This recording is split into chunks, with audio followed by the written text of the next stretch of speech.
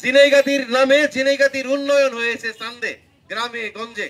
আমাদের ঝিনাইগাতী সদরে সরকারি কলেজ না হয়ে হয় নালতেবাড়ির কাছে।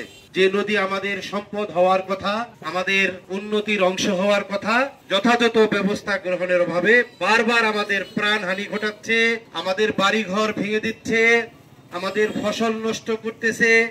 এটা প্রতি বছর ঘটতেছে, অথচ আমরা তেমন স্থায়ী কোনো প্রতিকার পাচ্ছি না।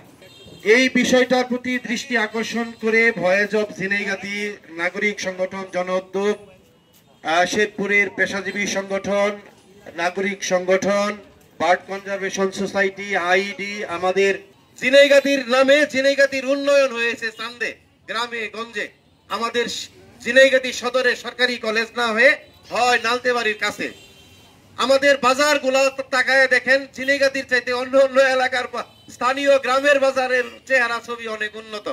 আমাদের বাম পাশে তাকায় দেখেন, ঝিনাইগাতী সদর উপজেলা, ঝিনাইগাতী মানুষের প্রাণ কেন্দ্র, মিলন কেন্দ্র, ঝিনাইগাতীর প্রত্যেকটা মানুষের গর্বের জায়গা। বাম পাশে তাকায় দেখেন ভাগার, ময়লা, নোংরা, একটা সুন্দর ড্রেন পর্যন্ত আমাদের নাই। এই সুন্দর একটা সদর উপজেলার এই কেন্দ্রটা এত নোংরা, তাহলে উন্নয়নের চিত্র আমাকে মুখ দিয়ে বলে প্রকাশ করার কোনো দরকার নাই। ফলে আমরা পানিতে মরি, আমরা এই পাহাড়ে মরি, মাটি চাপায় মরি, পাথর চাপায় মরি, পানির অভাবে মরি। মরার পরেও আমাদের সুব্যবস্থা আমরা পাই না। আপনি কালের সাক্ষী, দেখেন সারা বাংলাদেশের মানুষ কি করে বন্যায় পানির জন্য পানিতে ডুবে হাবুডুবু খায় পানিতে মানুষ মরে।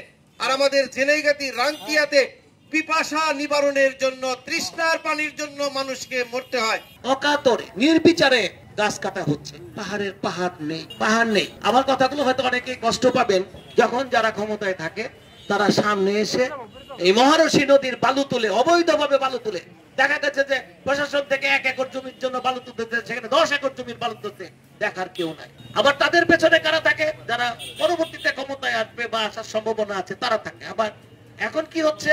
এখন কারা আসতে অভিযান চালানো হয়, আবার শুরু হয়। বন্ধুরা, আপনারা জানেন যে শেরপুর জেলার সীমান্তবর্তী 3টি উপজেলা, ঝিনাইগাতী, নালিতাবাড়ী এবং শ্রীবর্দী, এই 3টি উপজেলার মধ্যে যে 2টি নদী সবসময় মানুষকে ক্ষতি করে এবং পানিতে সাহায্য সহযোগিতা করে, তার মধ্যে নালিতাবাড়ীর ভুগাই নদী এবং ঝিনাইগাতীর মহারশী নদী।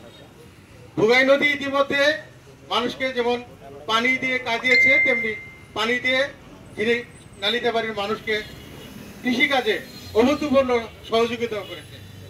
কিন্তু আমাদের রক্ষণাবেক্ষণ এবং সকলের সার্বিক সহযোগিতায় এই মহারশী নদীকে যে আপনার নিয়ন্ত্রণ না করার ফলে এই মহারশী নদী হয়ে গেছে কি যে আমাদের একটা মানে দুর্যোগের অপর নাম মহারশী নদী।